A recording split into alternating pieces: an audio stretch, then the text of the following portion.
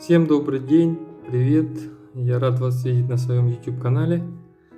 Сегодня я хочу с вами поговорить о вот таком вот браслете, точнее не о самом браслете, а основании для браслета, который я использую. Такой ролик будет не длинный, вот я вам хочу показать просто микроцепочку, которую я использую в качестве основания для своих браслетов. Вот она вот такая, видите, она толщиной 1 миллиметр. Такую цепочку вообще тяжело найти. Почти что можно сказать нереально. Вот, это после долгих моих экспериментов.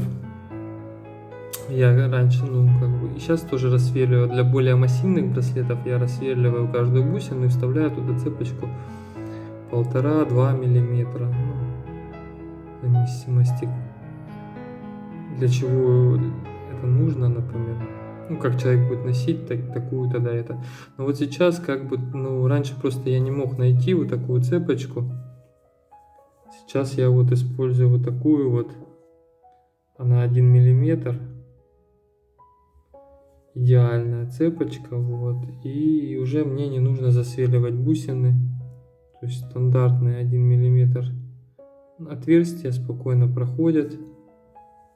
Вот такой вот хочу браслет сделать. Не знаю, сделаю, не сделаю, может накидаю. Просто пока посмотреть. Это тигровый, нет, бычий глаз называется. Вот, или тигровый. Я что-то их путаю периодически. По-моему, бычий глаз, по-моему, или тигровый. Вот не помню, извиняюсь, забыл. То у меня просто еще давно, когда-то я делал такие браслеты, остались бусины. Вот. Очень красивые браслеты получаются из этого камня.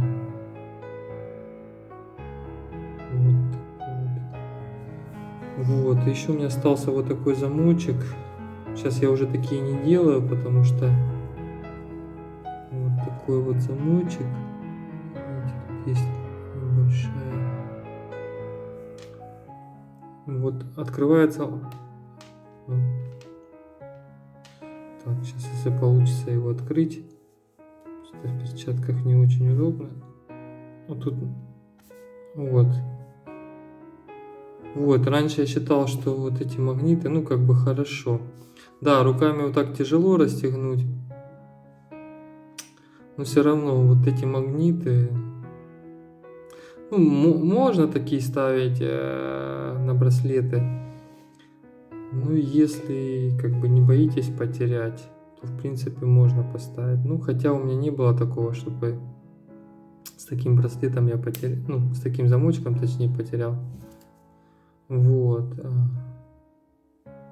такой вот тоже оригинальный замочек. Но сейчас такие уже с такими замочками не делаю. Это на заказ делал человек. Это не я сам изготавливал. Вот такие вот замочки. Это вот старое. И вот хотел вам показать. Видите, насколько, то есть эти звенья, они очень мелкие. Получается сфокусироваться. В принципе,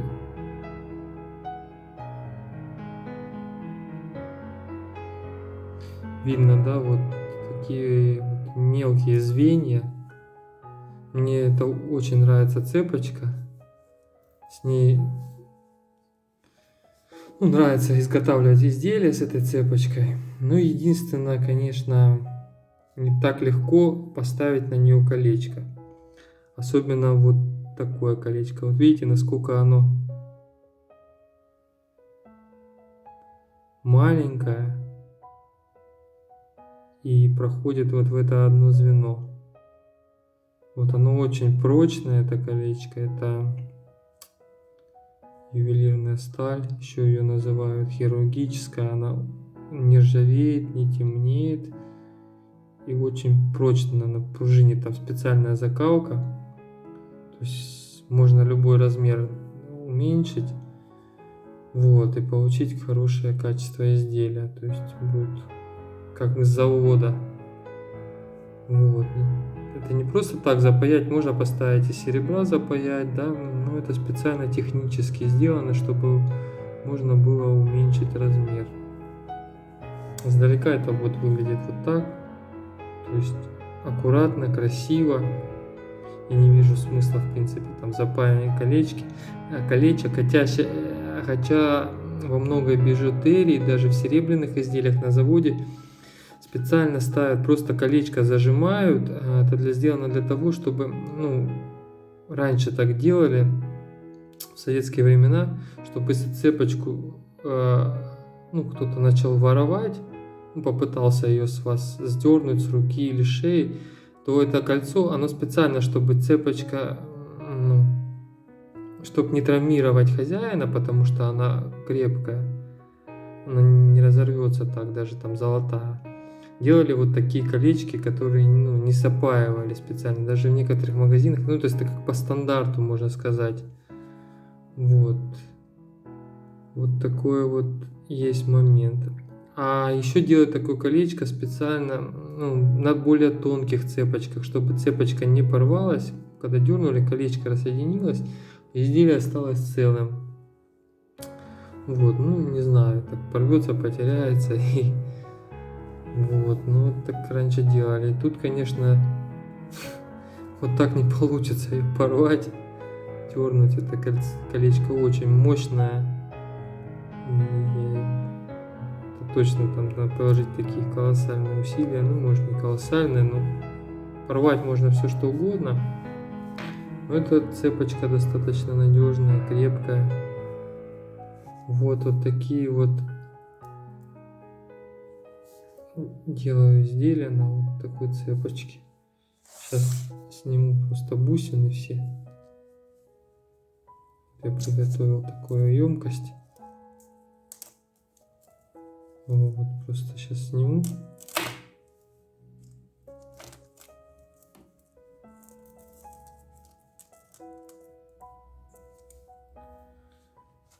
Так, вот. Еще раз покажу. Как это сдалека.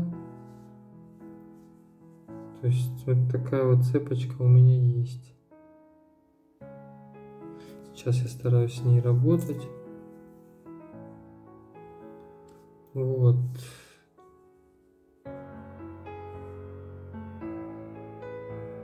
Там, видите, два неодимовых магнита. Один внутри, другой снаружи. Оп. И вот так вот крутится, держится.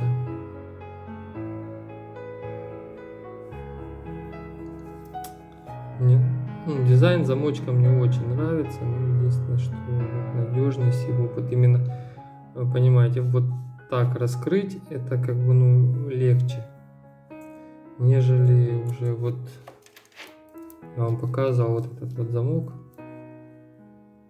то есть его так уже не расстегнешь. А тем более, когда я его доработаю, сделаю там 2 шпильки, то уже все. То есть будет намертво, ну только можно, ну, вот так раскрыть будет. Так уже будет, ну, нереально, там можно что-нибудь порвать, поломать.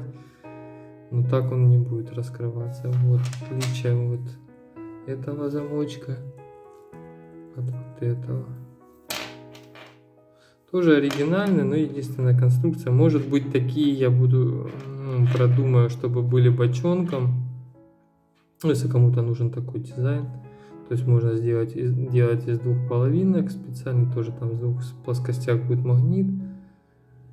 Вот, в принципе, он по диаметру тоже где-то 8 миллиметров. Я его специально, то есть, брал, ну, под диаметр бусин. Вот то, что я вам сегодня просто хотел показать, такое небольшое видео. Поближе вам покажу.